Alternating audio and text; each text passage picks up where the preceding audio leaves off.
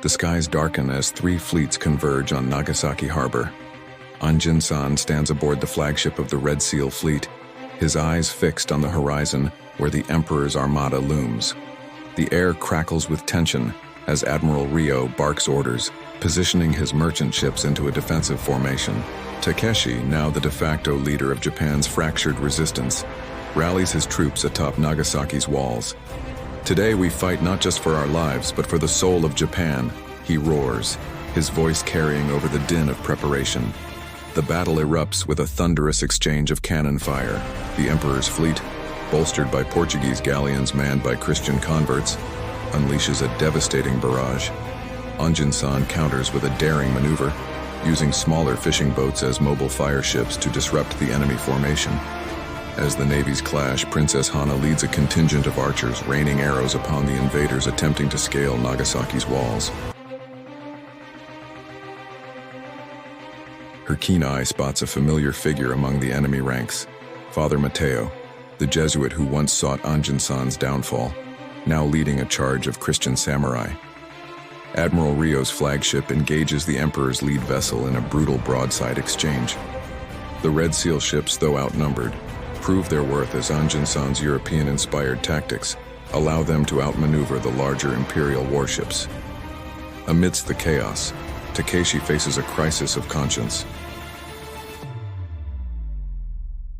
With Nagasaki's defenses crumbling, he must choose between preserving his claim to the shogunate and saving his people.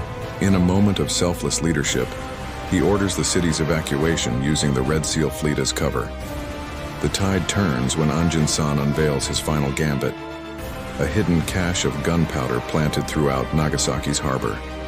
As the Emperor's forces press their advantage, Anjin-san gives the signal. A chain of explosions rocks the bay, engulfing ships on all sides in flames. In the fiery aftermath, Anjin-san and Takeshi find themselves face to face with the Emperor himself, who has come to personally oversee Japan's reunification. The confrontation is a clash of ideologies.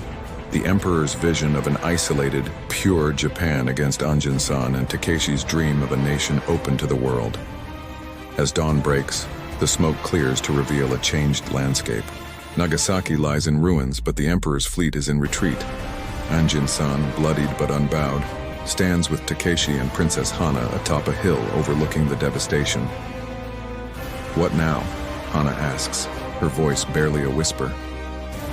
Anjin-san turns to face the rising sun, his expression a mix of determination and hope.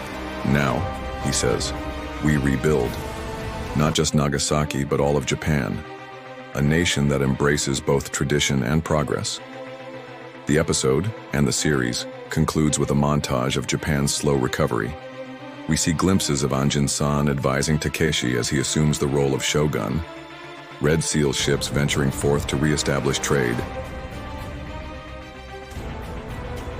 and the first tentative steps towards a new era of Japanese history. In the final scene, an older Anjin-san stands at the prow of a ship, gazing at the horizon. A young sailor approaches, asking, "Where to now, Admiral?" Anjin-san smiles, his eyes reflecting both the wisdom of his experiences and the excitement of future adventures. "Wherever the wind takes us," he replies. "The world is vast and Japan's story is far from over." The epic saga reaches its explosive conclusion.